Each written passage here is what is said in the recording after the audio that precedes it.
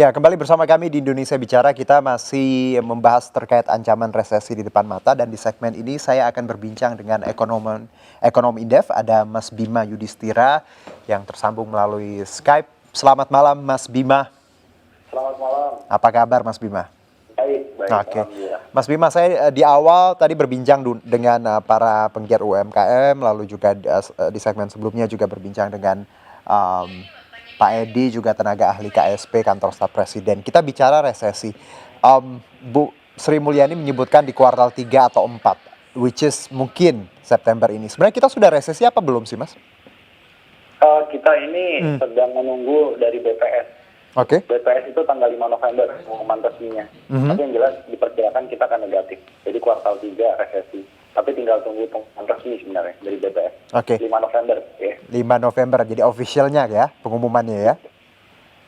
Nah, kalau bicara terkait resesi dan ya jurang resesi ini, tanda-tandanya Anda sebagai seorang ekonom Indef ini sudah melihat belum sih, Mas, untuk ancaman resesi di tanah air ini?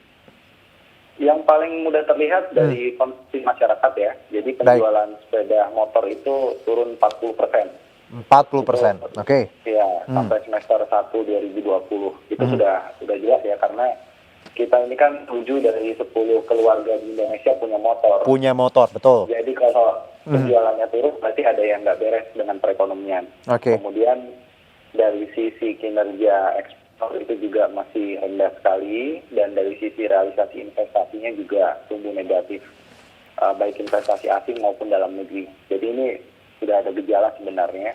Tapi resesi ekonomi itu kan ketika 2 kuartal secara berturut-turut negatif. Jadi kita tunggu ini rilis dari BPS di kuartal ketiga nanti.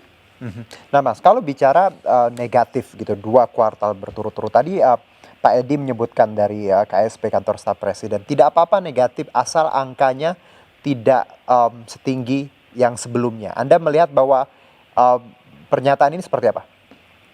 Nggak bisa begitu. Kalau kita melihat ya di kuartal ketiga, itu secara seasonal atau secara musiman, di tahun-tahun normal itu memang pertumbuhannya rendah.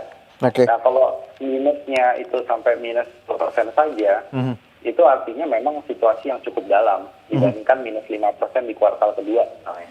Jadi ini bisa dilihat dari faktor musiman juga. Kemudian apapun yang terjadi kalau ekonomi itu tumbuhnya negatif, ya itu udah pasti jelek. Jadi nggak perlu dibela bahwa negatifnya kecil ya.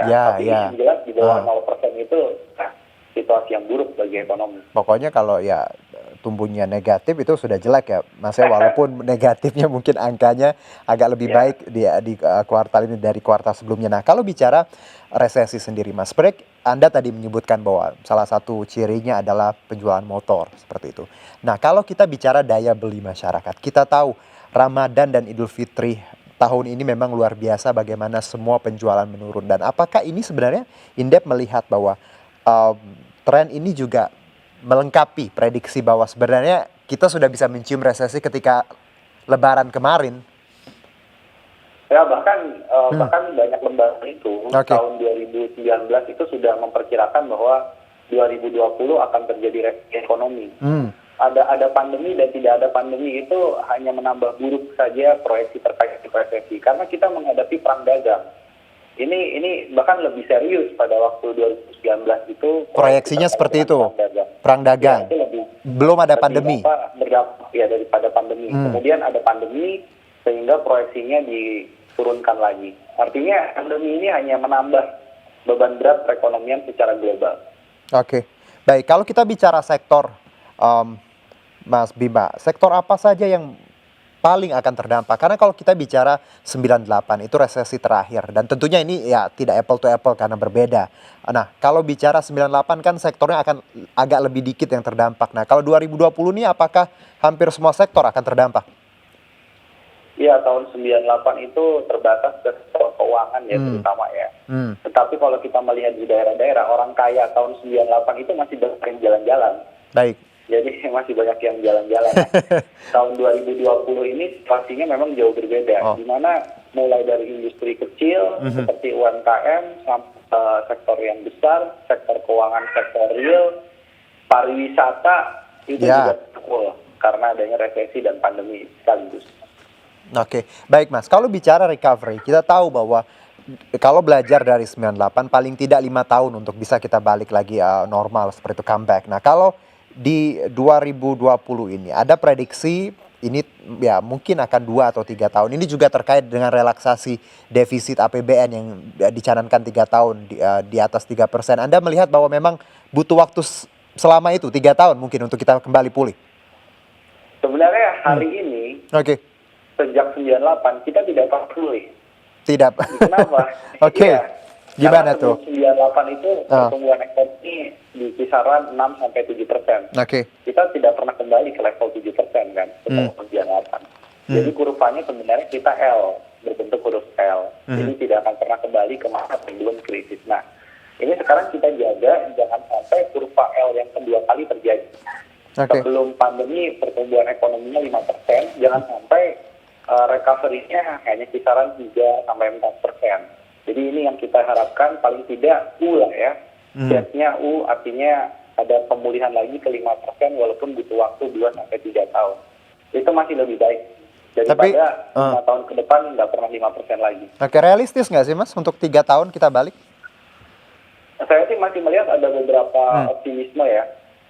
Karena melihat bagaimanapun juga tergantung penanganan pandemi COVID-19 dan 2021 itu selain karena vaksin, memang angka kasus positifnya bisa ditekan ya, dengan testing, dengan tracing, dengan treatment yang lebih baik. Kemudian kita melihat juga UMKM, ini ada beberapa yang sudah mulai menyesuaikan dengan situasi sekarang, masuk ke ekonomi digital, jadi ada harapan untuk recovery. Baik, Mas, kalau bicara untuk masyarakat nih yang juga sedang menyaksikan ini, kalau tadi kan kita udah bicara angka, mungkin ya masih banyak yang agak sulit untuk memahaminya. Tapi kalau pertanyaan ini Mas, bagaimana kita menyelamatkan diri di masa resesi ini? Indah punya saran apa Mas? Untuk masyarakat ya ada beberapa saran ya, kita bagi menjadi 3 lah. Yang pertama itu adalah kita harus mulai rasional dalam berbelanja. Jadi barang-barang yang berkaitan dengan gaya hidup itu tunda dulu sementara. Bukan berarti nggak belanja sama sekali atau berhemat total, tetapi kebutuhan pokok. Prioritasnya apa ya? Itu diprioritaskan. Yang kedua, ini juga berkaitan kemudian dengan bagaimana memiliki dana darurat. Jadi kita sarankan 30% dari pendapatan yang ada saat ini disimpan di rekening terpisah untuk dana darurat. Kalau tiba-tiba di PHK, tiba-tiba sakit mendadak, kita masih punya cadangan. Dan yang ketiga, ini yang paling penting adalah sebagai sesama anggota masyarakat, kalau ada teman kita yang berjualan ya, karena ada gerakan beli produk teman, maka ini waktunya kita punya solidaritas sosial untuk membantu UMKM dan keluarga sekitar mungkin ataupun kerabat yang terdampak pandemi, terpaksa berjualan, mau berjualan secara konvensional ataupun online, kita bantu dengan beli dengan harga yang wajar. Ya, karena UMKM ini salah satu penopang ekonomi nasional. Nah, Mas Bima, satu mungkin terakhir.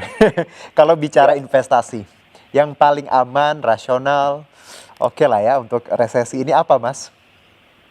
Paling utama adalah emas batangan, karena harga emas batangan atau logam mulia naiknya lebih dari 30% tahun terakhir. Dan biasanya ketika terjadi resesi, masyarakat lindung nilainya ke emas. Yang kedua itu adalah surat utang pemerintah, karena masih aman ya, masih 6-7%. Kemudian deposito itu pilihan yang terakhir lah menurut saya. Karena deposito bunganya kisaran 5%.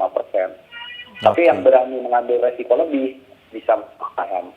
Properti Mas? Kita ditanggung sendiri ya. Properti jangan properti memang nih waktu yang tepat juga untuk mengkoleksi properti, tapi orientasinya sangat jangka panjang. Properti kadang liquid ya, kurang liquid maksudnya, jadi butuh waktu untuk menjual kembali. Karena saya lihat juga trennya properti juga luar biasa, banyak sekali penawaran di masa pandemi ini. Baik, Mas Bima, terima kasih atas insight-nya. Sehat-sehat selalu ya.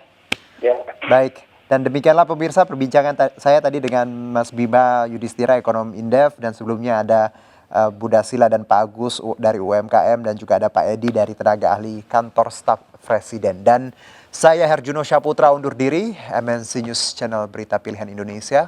Terima kasih, sampai jumpa.